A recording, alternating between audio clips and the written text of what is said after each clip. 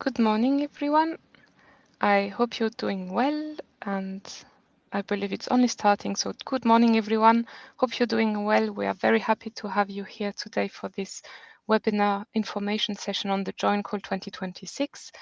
As you can see, we have many speakers and colleagues around the table. First, I would like to present you the tool. So on your right hand side, you should have a place for discussion where you can present yourself if you want. But the most important part is that you have a little question tag where you can ask your questions. And we really would like you to use this one to ask all your questions during the webinar and towards the end as well, as we will have a dedicated Q&A time for today. So my name is Rebecca Damot. I am Defense Technology Innovation Advisor at Luxinnovation. I will be moderating this webinar. And with me, we have Alexander Ling from the Directorate of Defence, Maximilian Chibel from the Ministry of Economy, Richard Nakhat from the Luxembourg National Research Fund, Fonds National pour la Recherche, and Laurie Ensch from Luxinnovation, who is advisor for national funding support. Everyone will intervene at a different moment during the webinar, but you have some understanding who is here and who will present and give you some information. So regarding the agenda, and I forgot to mention, but I will say it now, the webinar is recorded and the slides will be shared with you afterward, as well as the webinar recording. So you can come back to this session at any time if you have a doubt while you are working on your proposal. So in terms of agenda, we will go over 4 different axes. First, an introduction. Why are we organizing? Why have we put together this joint call? Then how to submit an application, what is the process? We will have as a mean of conclusion some key takeaway, and then we will open the floor for the Q&A. So again, question in the question tab, other inputs in the discussion tab if you feel like having some sharing some inputs. So context, why do we have a joint call? And I will first invite Alexander Link from the Directorate of Defence, since we say it's a joint call defence. So why defence and what does it mean? So Alex. Thank you very much for the introduction, Rebecca. Good morning, everybody, dear colleagues also from the industry. So indeed, some of you might already know the Joint Defense Call. It's initiative which we launched actually already in 2022. You know that the context has been evolving since then constantly. And as part of that, indeed, also this commitment to having a call to drive R&D and industry development has also been integrated actually in the coalition agreement of the current government, where the focus is more and more on economic development and also societal return. This is also part of our commitment towards the European Union, where each of the member states are required to spend at least 2% of their defense budget into R&D activities. Some of you might also know then that we have now also a commitment from NATO to increase the defense spending. So you all know about the 5% that need to be reached, and also the government's commitment then to reach 2%. Which is already the case, as stated in May 2025 already by the Prime Minister. So you probably know there's big acquisition projects, notably around the binational battalion. But of course, there's also a big focus on industry development. We also published with the Ministry of Economy in March our defense industry strategy. R&D is a big pillar of that. And maybe just to add, so there's a new development maybe with regards to recent years, in that sense that our focus now for all defense-related initiatives, including Joint Call Defense, is on pure defense. This is related to the fact that for this 5% of defense spending, 3.5 needs to be related to pure defense, and this is then also the case for the joint defense call. As a consequence, compared to joint defense calls in the past, this call for proposals will be for defense use cases only. So your technology or your solution might be a dual use one, but for this call, only the defense part will be eligible and subject to evaluation. Then just to close on this first slide, the joint defense call contributes to the fact that we can reach our budgetary ambitions and objectives. And in the end, it represents a key opportunity for our national actors who wish to acquire experience in the defense domain. So it can really be a kickstart for you to get into the defense ecosystem. Thank you, Alex, for this introduction and setting the scene. So then I would like to explain a bit briefly why is Luxinnovation organizing or coordinating the organization of this joint call. So Luxinnovation, briefly for people who join us for the first time, it's the innovation agency of Luxembourg supporting the development of companies towards innovation or through innovation in Luxembourg. But the specificity today is that since 2020, we have a mandate from the Directorate of Defence to work on the defence topic, but first and foremost to support the Directorate of Defence with the innovation in defence in Luxembourg. So we have 4 missions. First one is the creation of a security and defence community in Luxembourg. Since 2020, the community has grown to more than 120 actors that you can find in our Luxembourg Defence Defence Catalogue that is online now. We also work on supporting national innovation initiatives such as this joint call defense. So that's why we are here today presenting you this webinar on the joint call defense. We work on promotion and awareness raising of the Luxembourg industry and research capabilities for security and defense. That means that when we go on fairs, for instance, we go with the delegation of Luxembourg actors, we present the catalogs and things like that.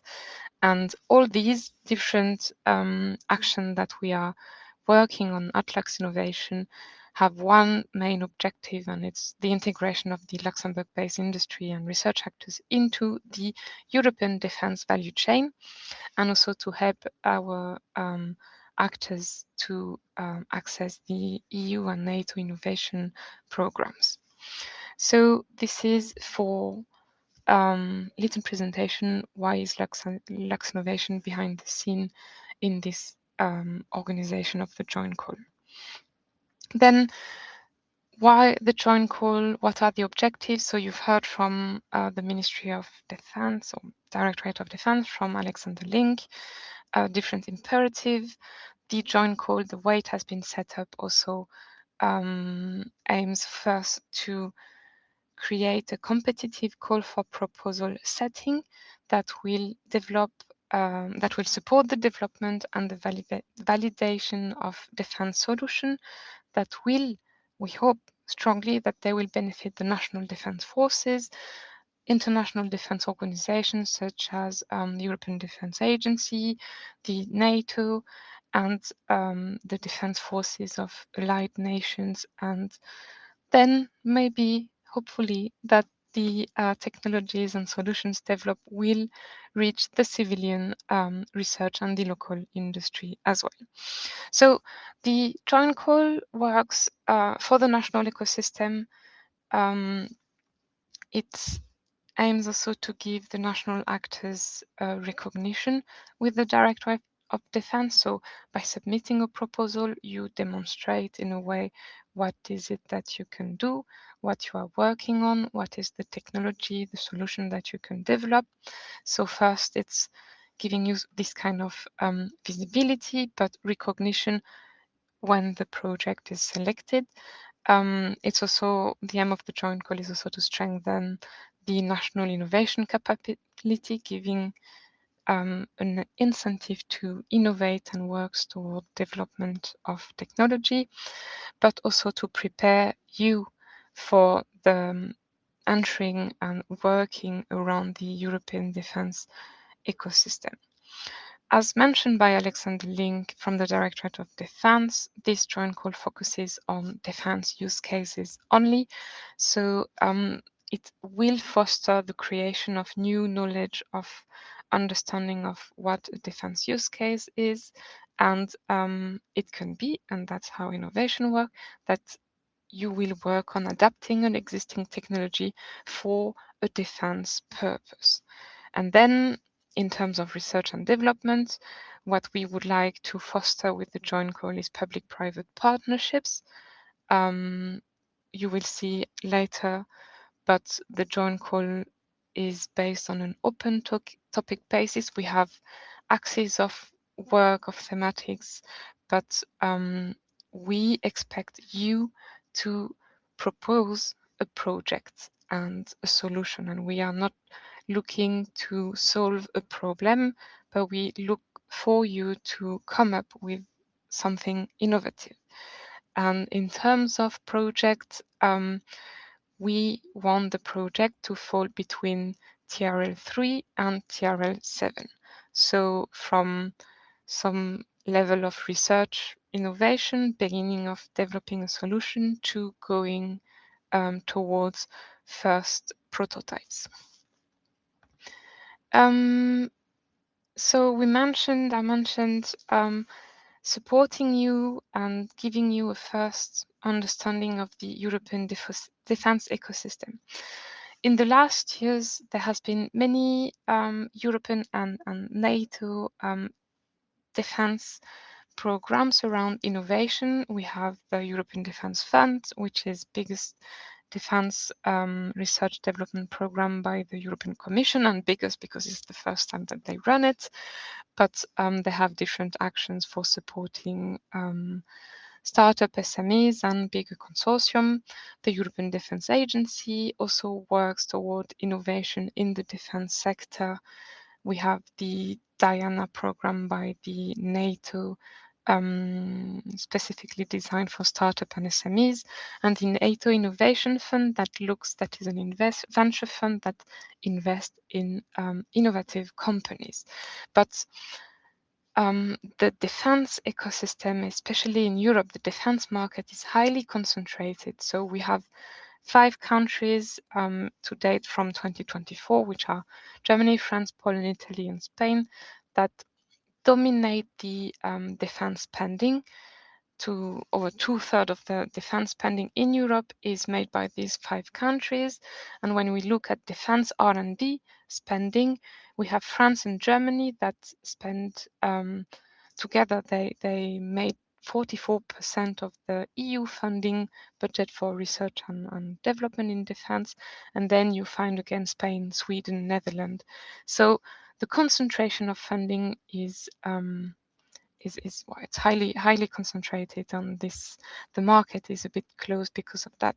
So the joint call will lower for you this barrier because it will give you a first contract supported by the Directorate of Defence, showing that the Directorate of Defence in Luxembourg has trust and confidence in your technology, and that your technology is validated for having a purpose in a defense setting. So when you go then to a prime contractor, defense contractor, and you say, what we do is valid, the Directorate of Defence of Luxembourg validates it, trusts it, then it opens for you some barriers otherwise. So it's an entry point, basically. That's what we are working on to supporting you, opening doors to accessing the EU and NATO defense market and potential collaborations. Now, maybe if we go in the deep of the joint call, what about the timeline? Today is the 11th, no, it's the 9th of July. I'm a bit looking forward of the time, but the joint call will open on the 15th of September. What does it mean? It means from the 15th of September onward, you can submit your proposal. From the 15th of September onward, all the documents related to the call, proposal and submission package will be made available on the website. We have anticipated the information webinar before the opening of the joint call so that you have time to discuss with public or private partner, to discuss potential project ideas and make sure that you are aligned and you work in good spirit towards submitting a project proposal.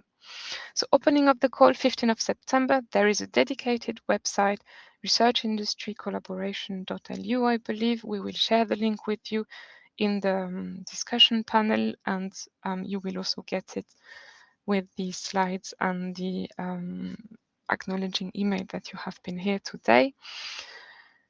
On the 5th of October, we will have a second webinar on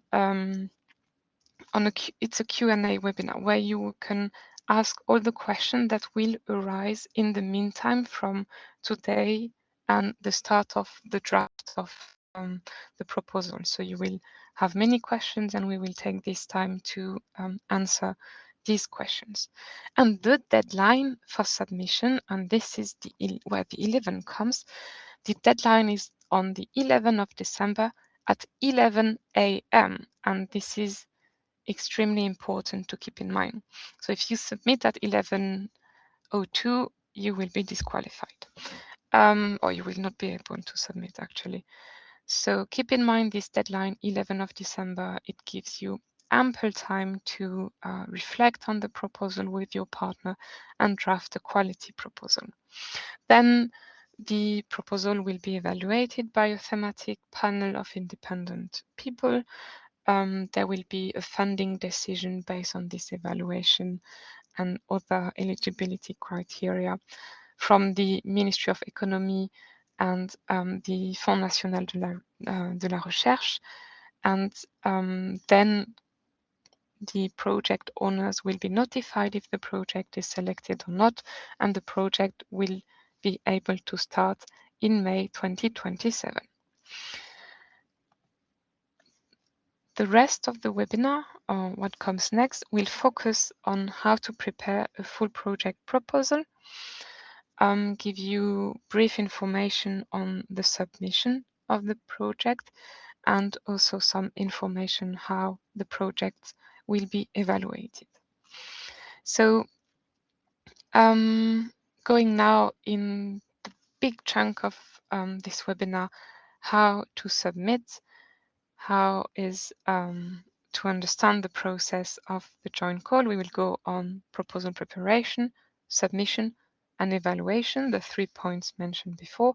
And for that, Laurie, who just joined us, will then explain to you how it works. Laurie? Yes, thank you, Rebecca.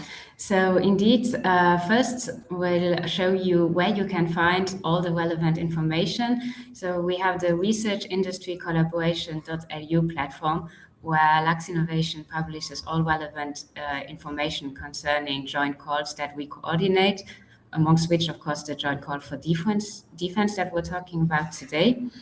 On the next slide, you can see a frequently asked question page. So here you can find answers to questions that are frequently asked in general about joint calls, but also specific regarding the joint call defense. And then on the next page, you can find the specific joint call defense page where you can find all the relevant information regarding this joint call. So this contains the call text with the eligibility criteria, the process, the key dates such as the submission deadline of the 11th December that Rebecca already mentioned. And also here you will be able on the 15th of September to download the templates that you need to fill out in order to send in your final full project proposal. So you will get a copy, of course, of these slides, and do not hesitate already now over summer to have a look and to really read carefully through that text in order to get all the relevant information that need to be respected for the joint call. So now that you know where you can find the information, we'll dive really into how to best prepare for your project proposal. We prepared some general recommendation best practices.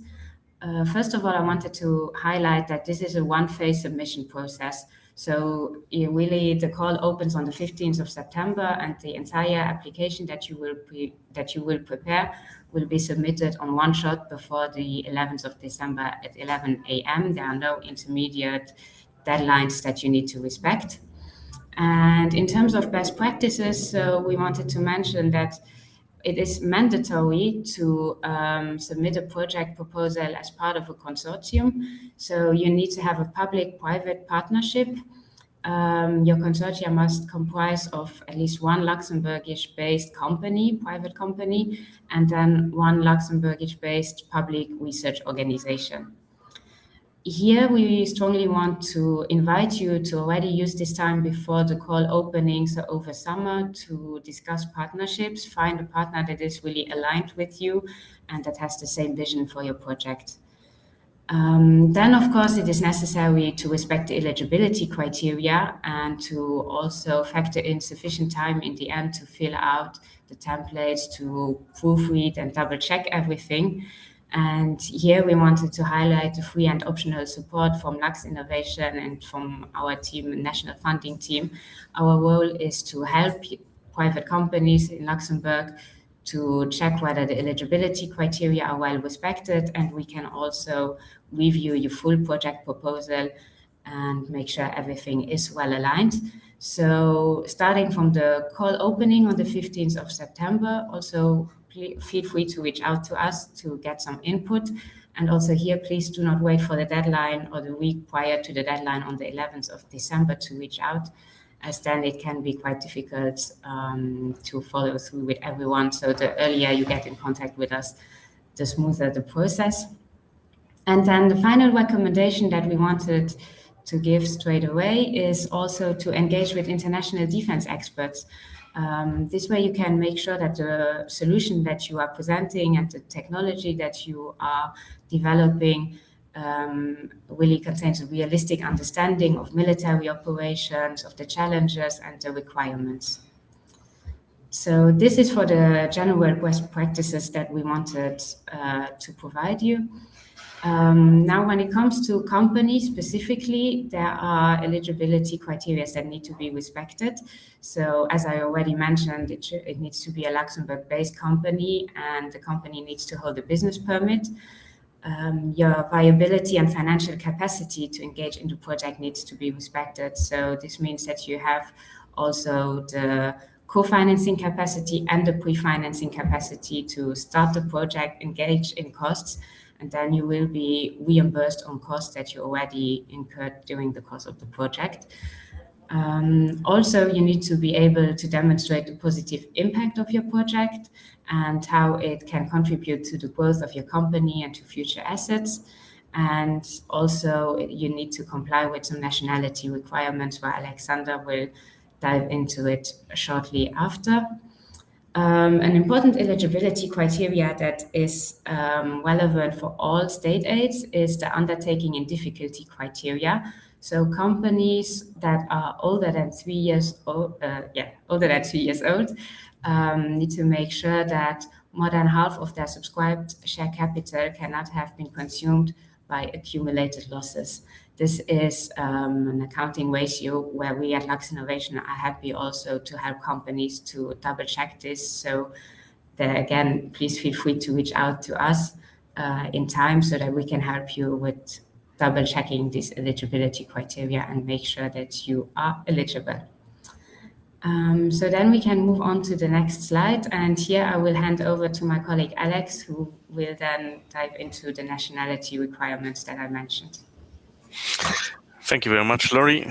And yes, indeed. So I think we're coming here to a very important subject for defense. And of course, when we do defense projects, pure defense projects, we need also to pay attention to the nationalities. Nationalities, this goes for both, of course, the shareholdership of the companies itself, but also the employees within companies and research organizations. So from that point of view, the ones who will be eligible for funding and which can also then participate to the project will be or need to be from a nationality from a NATO member country, or also EFTA country, also Ukraine citizens, and also partners from NATO in the Pacific. So this would be Australia, Japan, Republic of South Korea, and New Zealand. Now, under certain conditions and justified conditions, it will also be acceptable to have subcontractors or self-funded partners from NATO members, EU, Ukraine, or the NATO Indo-Pacific partners. And this again needs to be justified in order then to validate whether there is or no it's possible. And eventually, just an additional information. So self-funded partners are permitted to participate in the consortium. As such, please make sure also to provide all necessary information. Thank you.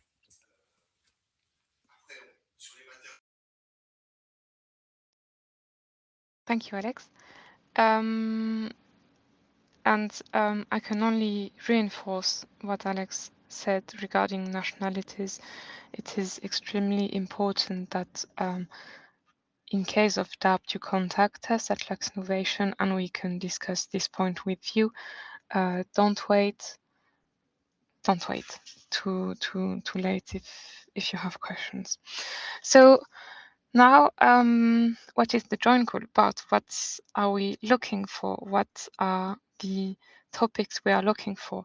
As mentioned briefly before, it's the joint call is based on an open topic basis, so bottom up, but we still have a sort of core topics that is in line with national, European, and NATO strategies, and this is what we would like you to keep in mind also when you are drafting your proposal, to make sure that the solution fits within the national, European, and NATO strategies environment, if you prefer.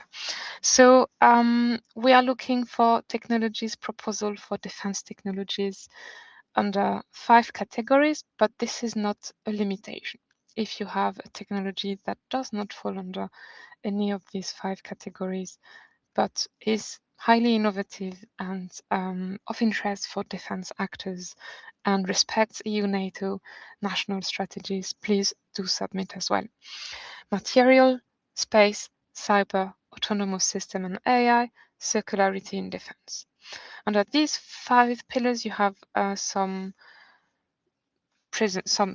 link to defense strategies, EU, NATO, that can help you shape the proposal.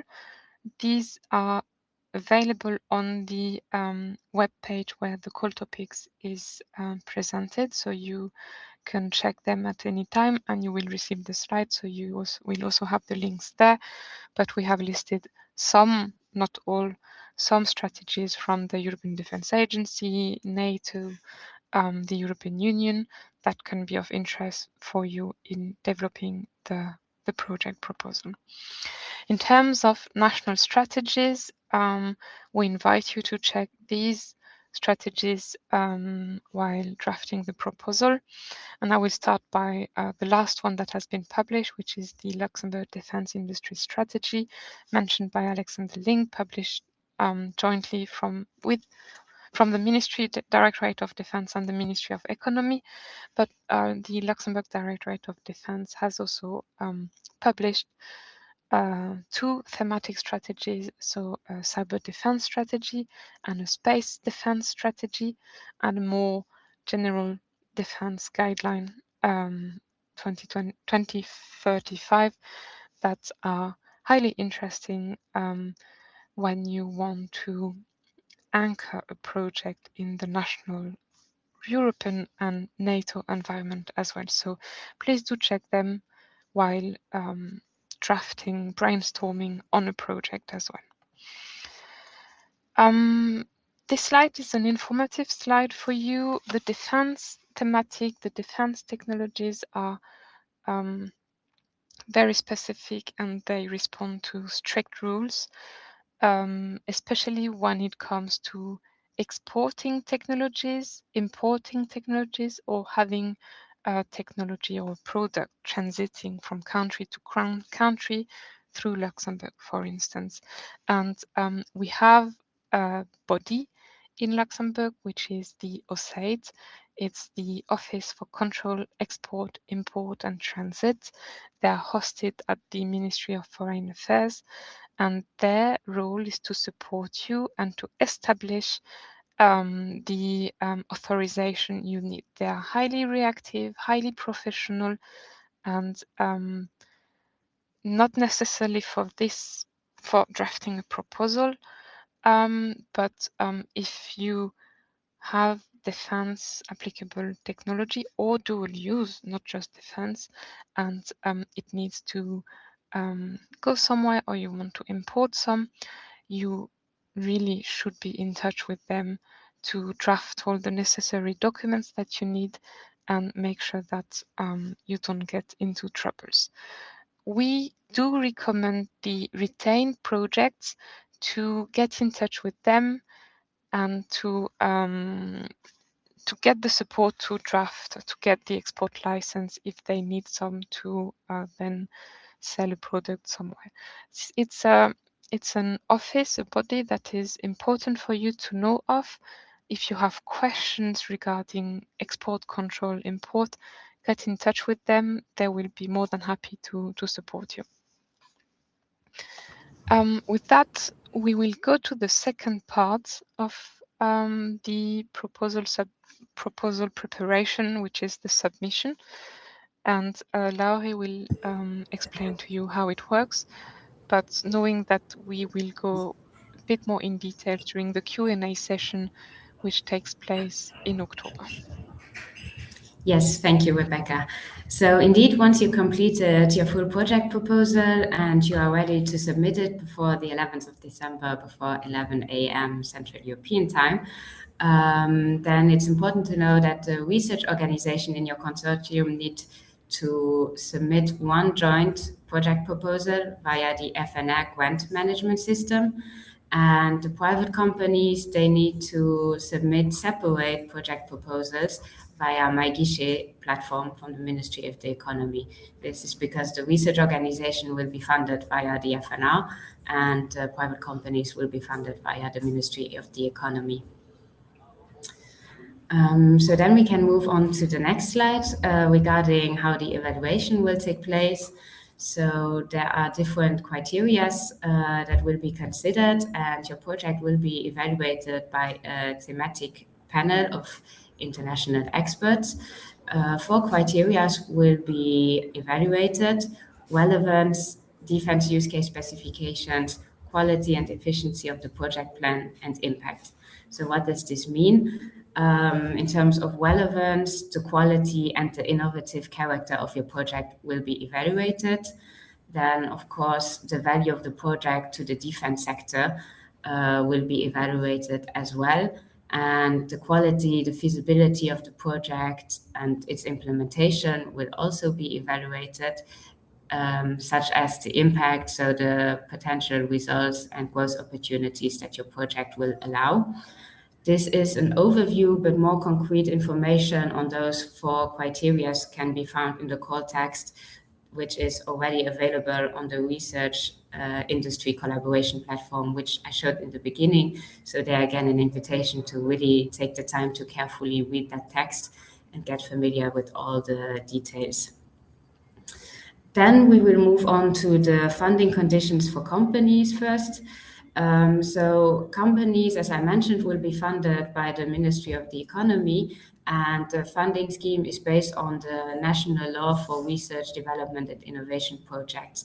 So here, based on your company size, the smaller the company, the higher the aid rate, and then also depending on your project, whether it is experimental development or industrial research, you can get different maximum funding rates that range from 40% for a large company who submits a project in experimental development, up to 80% for a small company that submits a project in industrial research, for example. Also important to know is that there can be a maximum of €1 million funded per project, and these aids will be a reimbursement on the cost that you already incurred during the project. So you will start working on your project, and then once or twice per year you can request reimbursement from the ministry based on the cost that you had. For SMEs that might have higher liquidity needs, there can be a 30% upfront payment. That then depends, of course, on the SME's specific needs. Then if we move on to the next slide, here we'll have the costs, the project costs that can be funded. So the main costs are really personal costs of the employees that generate the innovation. Here, gross salaries on a 12-month basis, including social contribution of the company, can be funded, will be funded. Also, the depreciation costs of the equipment for the time that you use the equipment in the project can be funded, and other material costs and other consumables as well. Then the ministry will also add a 20% top-up on those costs that I just mentioned to cover for overheads. And in the end, you can also include external costs to a certain extent. So you should always keep a balance to demonstrate that really the innovation still is generated internally by your employees and that it's not being outsourced to third parties. But to a certain extent, you can add those special or external costs, as we call them. If we move on to the next slide, then I will hand over to my colleague Richard, who will go over the funding conditions for the research organizations. Yes, thank you, Laurie. So the funding conditions for the public research organizations are pretty straightforward. These are usually the same as you can find or used to in our other funding programs. You need to be eligible, of course. Therefore, you need to be accredited by the Ministry for Higher Research and be registered at the FNR. From the financial side, you can ask for a maximum of €750,000 per project, and otherwise the FNR financial regulations apply that you can find behind this link. But it's also mostly the same as you're used to in our other funding programs, meaning that you can ask for personnel, equipment, consumables, other costs, overheads, and so on. The only major difference that you will find is that costs for PhD students are not eligible for funding within this call. That is the only major difference. Then, like I already said, only effective collaborations between PROs and companies are eligible. And from the FNR, you can receive aid rates up to 100%, given all the other eligibility criteria already mentioned. That's it already from my side, and I hand over to the next one. And I take over, yes. Thank you, Richard. So we're slowly coming to the end. We are at the part key takeaways or conclusion. Don't forget to ask the question in the question tabs, otherwise it will be a bit tricky to find them all in all the discussion tabs that we have. So questions for questions. In terms of key takeaways, coming back to the timeline, so you have an overview of the most important dates for you. Opening of the call 15th of September, meaning that from that moment onwards, you get access to the package for the proposal submission, so proposal templates, budget templates, declaration of honor, and these kind of documents.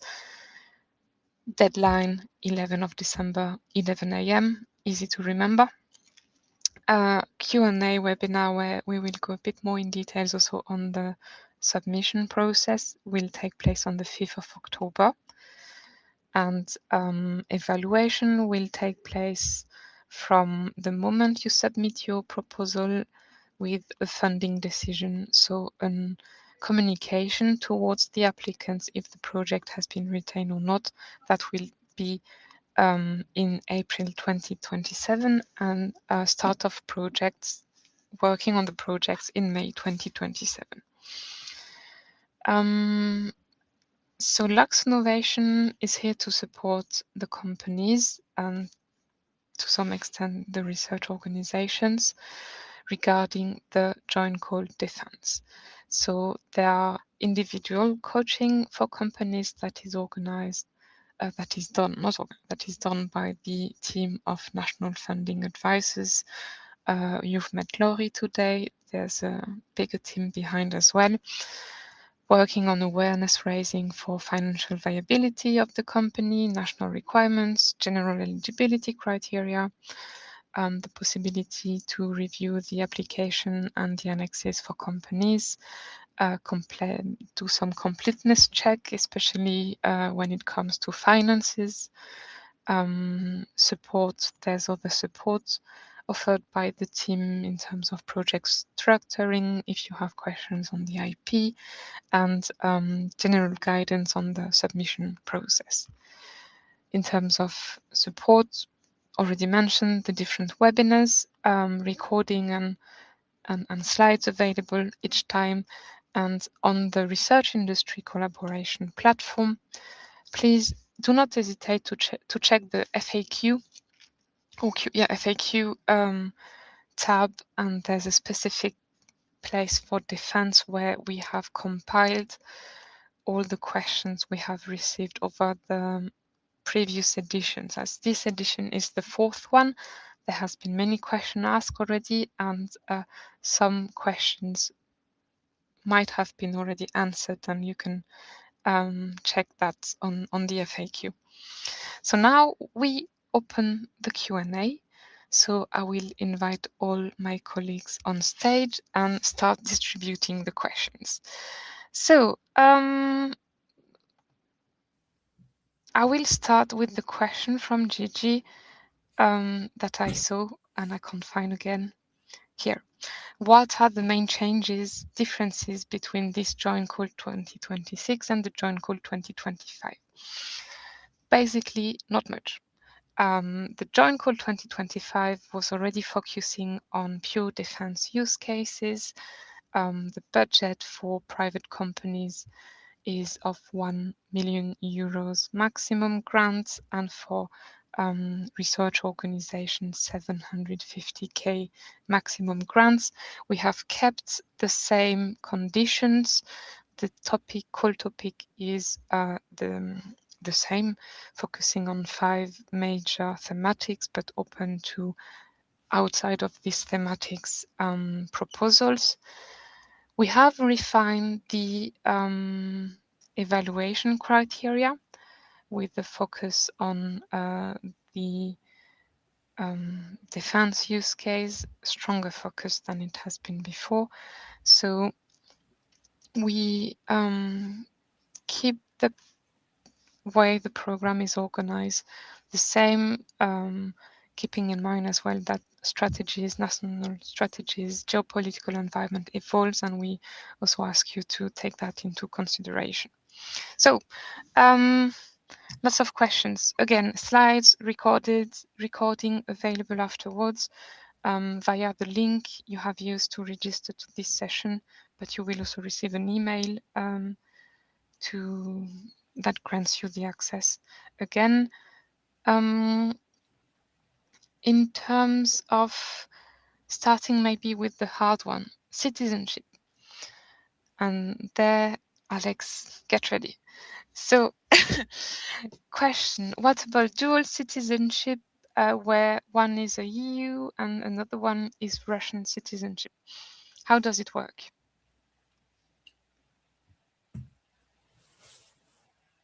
Alex, do you? Yes. Yes, I think so. It's actually very simple. So as said also in the slide, the nationalities that are accepted are those within the NATO and the EU member states plus partners. As such, also if you have a double nationality and one of those nationalities is not within the eligible nationalities, then this person cannot work on the defense project. Thank you. This is, I believe, extremely clear. There's another question on nationality. Are there similar limitations in terms of nationalities of shareholders as on nationalities of employees working on the project? Yes, I guess the previous answer covers this too. Yep. Yeah. So we not only ask for nationalities of people working on the project, but also regarding the structure. So there's so many questions, I'm a bit lost. I'm trying to group them by thematic.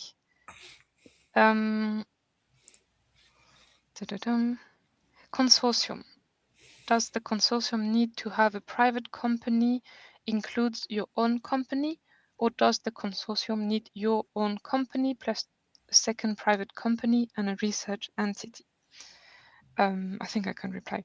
So the minimum of partners needed for having a valid consortium is one private company and one research organization. So you can build a consortium with 2-3 companies and 1-2 research organization. This is also eligible. In that case, and I jump to another question, is the project maximum 1 million euros, or is the funding from Ministry of Economy that is 1 million euro max? The funding from Ministry of Economy per project is 1 million euro maximum, meaning that if you have one company, it's the maximum budget that the company can ask, depending on its financial capacity for co-funding. But if you have several companies, you will have to split that maximum grant of 1 million between the different companies. And this same regarding the funding from the FNR for research organization. So one research organization, 750K, 2, you split.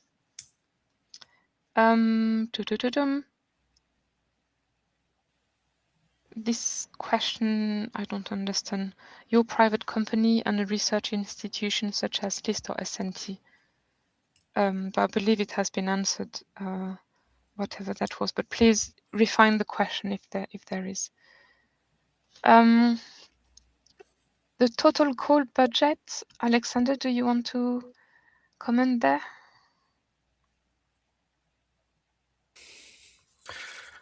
Yeah, if you want to take the question. So what is the total call budget? I don't have the number in mind. I believe it's around 11 million euros for the total funding.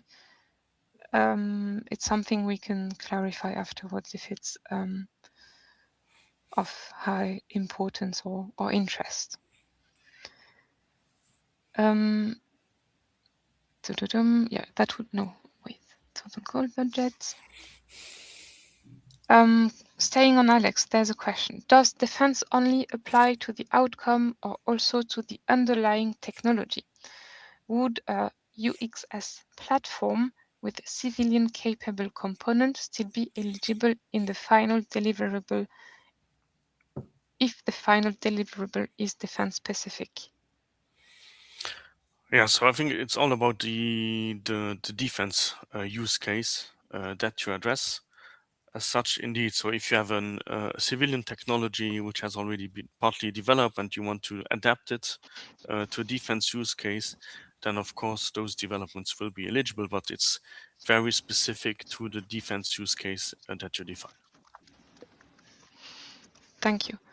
On that topic, since the call is focusing on defense-only topics, does that mean all defense applications are eligible? For example, ammunition. Yes, so all topics are indeed eligible. I think there's just some considerations to be made when we're talking about autonomous systems. It's a key that human is always in the loop, but for the rest, the topics are quite open. A question for everyone and no one particularly. There has been several joint calls already. Is there a database where we can check previously funded activities, objectives and partners? So there is no specific database. Every year the selected projects have been announced by means of press, PR, press. I'm losing the word. Well, they have been announced by the ministers, but what you will find is the topic, a summary of the project, and companies and research institution partnering. So a very light overview, and this is what we aim to inform publicly, only the light overview of the project selected. What are the IPR rules? Who wants to take this one?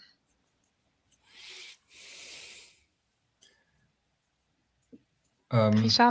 Perhaps for the public research organizations, I can say that the IPR rules are the same as in our other funding programs, meaning that, of course, you need to adhere to state aid regulations, that you will find in the call text the reference to Article 2.2.2 of the state aid regulation framework from the European Union. That is the same as in our other funding programs. And here, in this particular call, but Alex, please correct me if I'm wrong, you need to additionally need to take into account where your background IP is coming from, meaning that you cannot use any background IP if the rights to this IP intellectual property come from states that pose a security risk, for example. So IPR, for example, from companies that belong to companies that would not be eligible in this call, that would potentially pose a problem. But perhaps Alex can also comment on that. Yes, I can only confirm what Richard just said indeed. So it's very important that you check the sources, and to that extent, it's again what's connected also to nationalities check. So we need to have there also eligible sources. Maximilian from the Ministry of Economy, would you like to add something regarding the IP? No, I think everything has been mentioned by my colleagues. Maybe just to repeat as well that you will need to provide at the moment of submission an unsigned draft collaboration agreement where also the IP sharing and everything will be detailed. Just important to mention again that it should be unsigned at the moment of submission and only get signed afterwards. Thank you. 2 questions. Do we create a database of interesting companies to join who might be looking for potential partners? So the research industry platforms allows you to do to present, to propose a project. So anyone can submit a project proposition, and anyone can check that and potentially partners.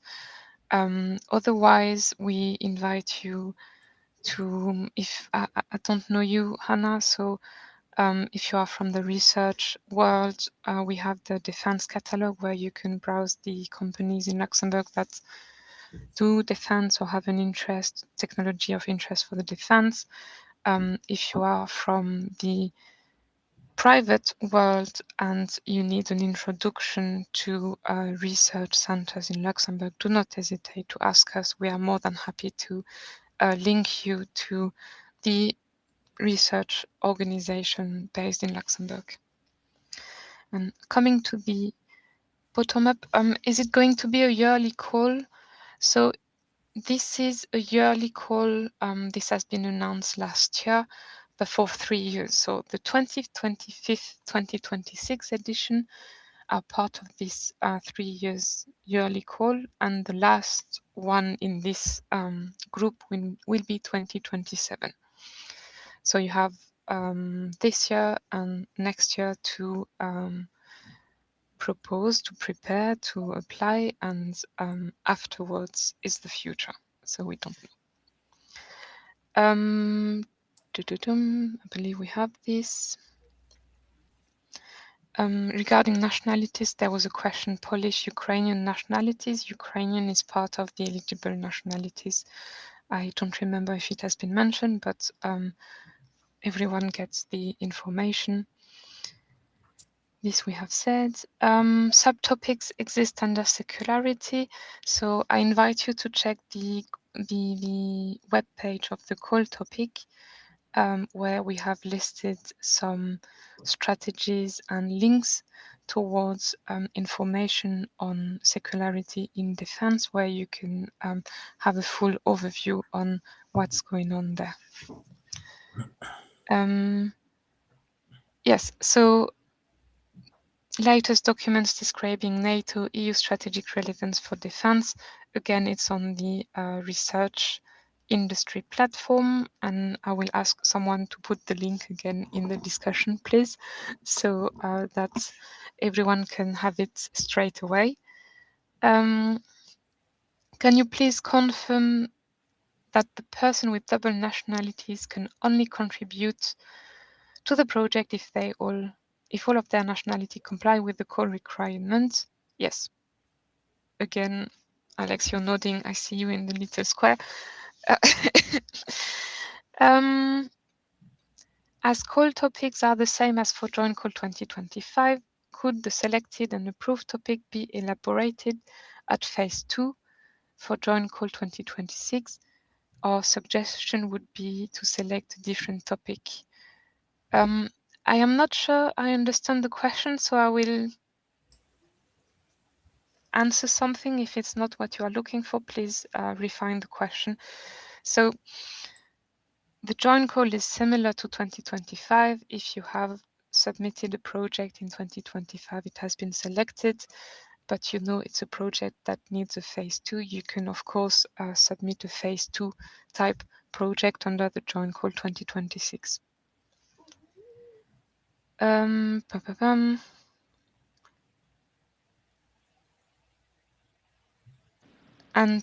we had the question regarding the total budget of the call. It's 11.25 million euros. So thank you for doing the research, Elodie. Final question, and then I will go to the discussion to make sure I haven't missed anything. Does the limitation of the nationalities apply only to people who work in the project, researchers, PIs, or also to the people from the corporate who might have the access to project information, such as legal office, project support office? Good question.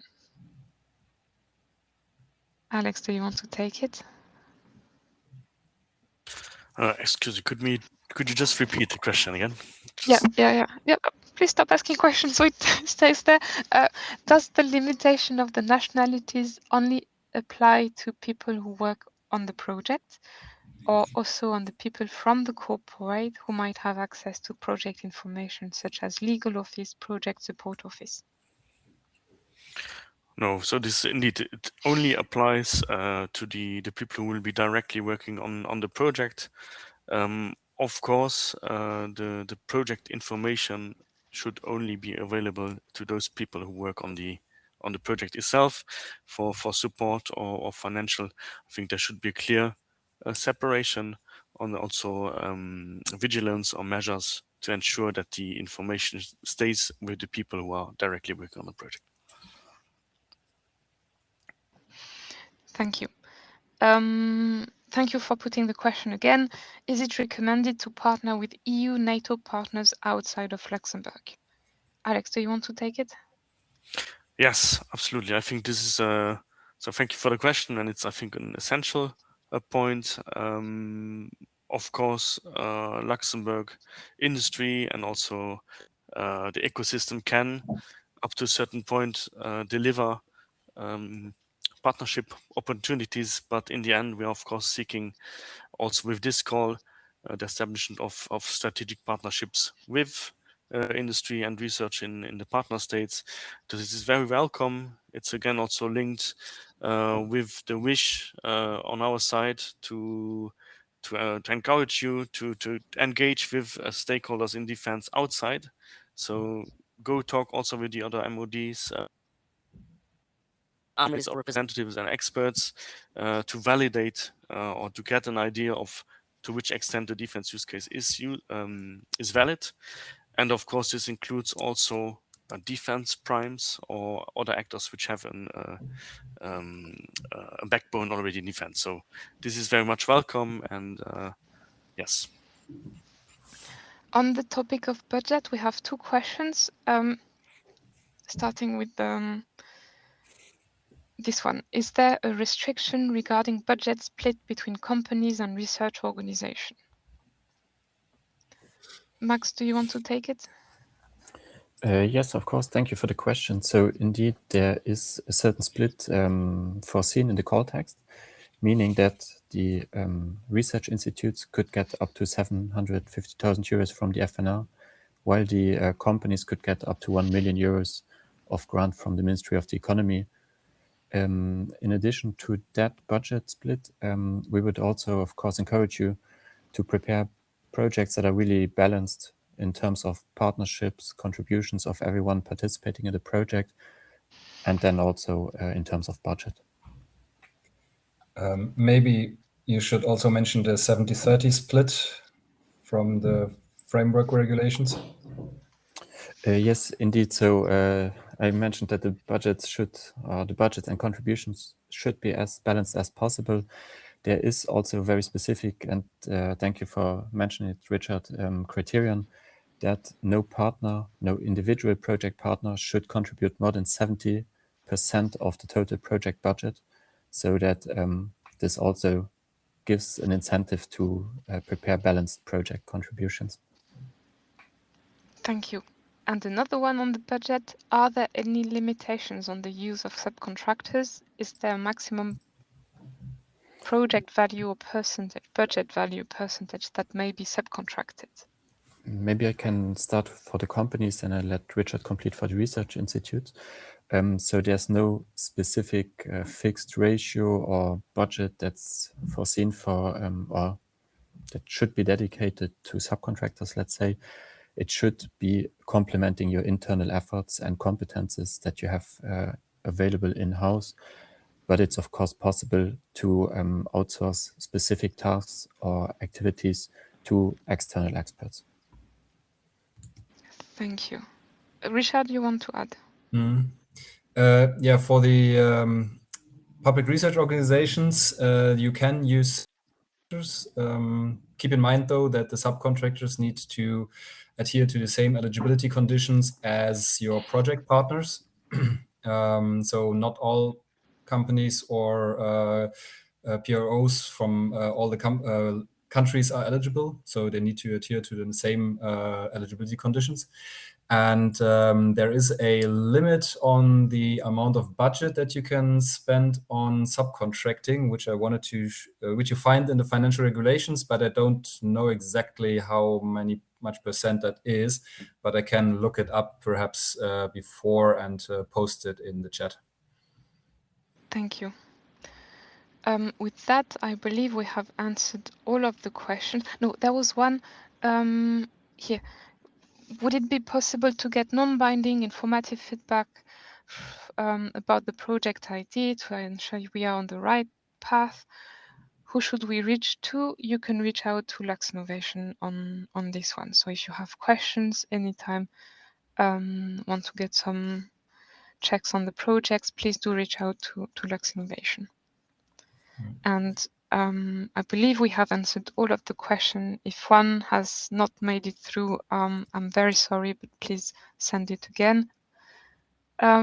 Which is there any limitation regarding the ownership of the company if one of the owners is not from EU? Alex, last one. Yes. So here again, the same. Again, we are talking about the NATO and EU nationality, so the check will also be done on the shareholdership.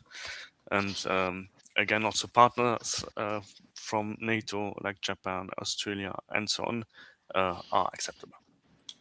Thank you. So I am now officially closing the Q&A. And any other questions raising, you can contact us at Luxinnovation. And I believe I have a slide with the information here. You have this email address, contact@research